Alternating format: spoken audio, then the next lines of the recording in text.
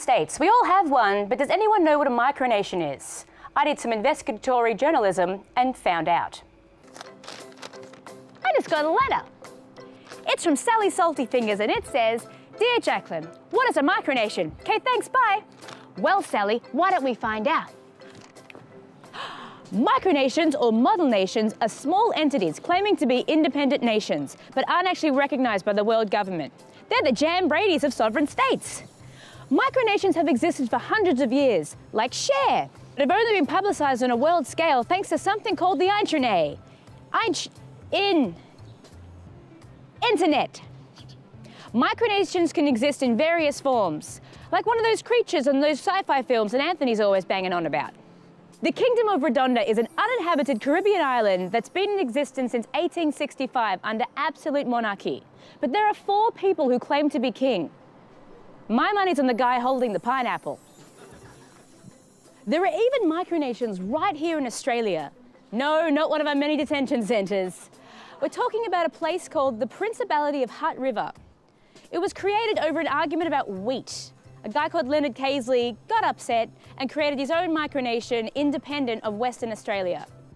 Prince Leonard even received a letter from the Queen of England, not just some woman who created a vegetable patch country. There are some really kooky micronations too, like the Erican Empire. They worship a great penguin and have weird public holidays like Dog Biscuit Appreciation Day. They claim sovereignty over the northern hemisphere of Pluto and a colony on Mars.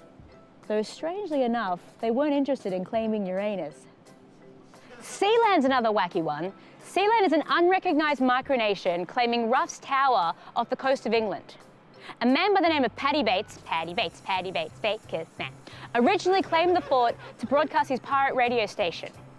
But now they have a constitution, a national anthem, a flag, even passports. And they also kind of dabble in regal prostitution, as they sell titles for like barons and baronesses for £30 on their website. Still, I think I'd rather be a princess from the lighthouse from round the twist. Not all micronations are bizarre places run by creepers. Take Liberland, for example. It was created during border disputes between Croatia and Serbia. The 7 square kilometre sovereign state wasn't claimed by either country, and so it was declared a no man's land. So then comes along a Czech politician and activist and declared it a new state. This guy wants to make Liberland a libertarian paradise. Though they're having a lot of trouble because Croatian border police won't let anyone in. Though they're very determined, and after only a year of existence, they already have 400,000 would-be citizens and even their own beer. And yes, it tastes like freedom. Well, that's all we have time for today. I hope that answers your question, Sally. And remember, always keep learning. Welcome back. Well, I'm joined now by the President of Liberland, Vít Jedlička. Vít, thanks so much for joining us tonight. It's great to be on the show, and I'm very honored to be on your media. Well, we're honoured to have you. Vít, congratulations on the first birthday of Liberland a couple months ago. How did you celebrate it? It was a big conference in Croatia. Some 150 people, important people came down there, including members of European Parliament, including important local politicians. And I was very happy because it was a big success. Anybody can look up how the conference went at conference.liberland.org. And we showed local politicians and also Croatian and Serbian politicians that we are actually serious about this and that we want to make it happen and that we will be a very positive project for the whole region. Sounds like my 30th birthday. So you've got 400,000 people already registered to be citizens, including, you just said before, off-air, Seeks Television, 800 Australians. What's the appeal of Liberland? What can people expect? I think, the most important thing that we are separating state from the economy. We are actually introducing a concept of voluntary taxes, which is very appealing to many people. You pay basically how much you feel you want to pay and you give it to some direct purpose. Well, so we have that with our foreign companies as well in Australia. Don't have the right to decide how much taxes they get. Yeah. So I think that concept is very appealing, of course. And the fact that they not regulate too many stuff is also very important. So Vít, who are the people who've signed up? What sort of people are expressing interest in moving to Liberland? Well, I think it's very hard to describe it as one group. I can tell you that most of those people are freedom-loving people, and so they're poor people, they're extremely rich people, they're people with no diplomatic connections, but they're also people which are very highly connected to politics worldwide. And so we have got some 700 people that earn more than $1 million a year that want to see this happen. So I think there is a great potential in building our nation, even financially. Does that mean you get to pick and choose and say, well, I'll have one of these millionaires and maybe not so many of these poor people, kind of, is that... Because if you want the... Anybody can become citizen of Liberland. They just need to help us a little bit. So if you stay in Liberland or in the area and, for example, help us with organizing some events, or you are a representative for a couple of months, you basically deserve a citizenship. But we want only serious people that show some interest and that help us for a couple of months to make this happen.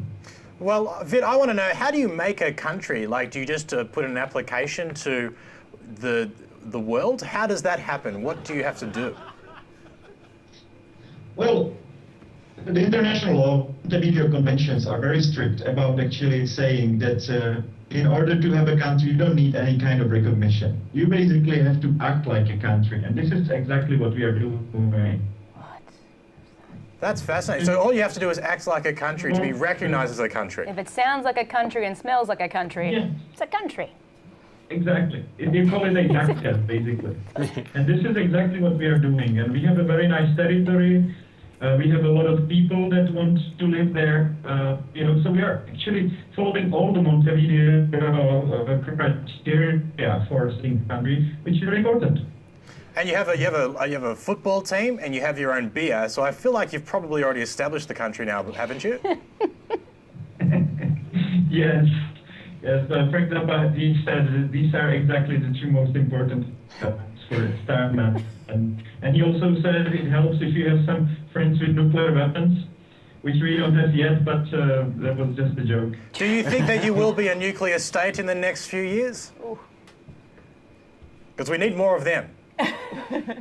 Of course, we are already a state. We declared that we are a state from day one, and we are acting to prove our statehood.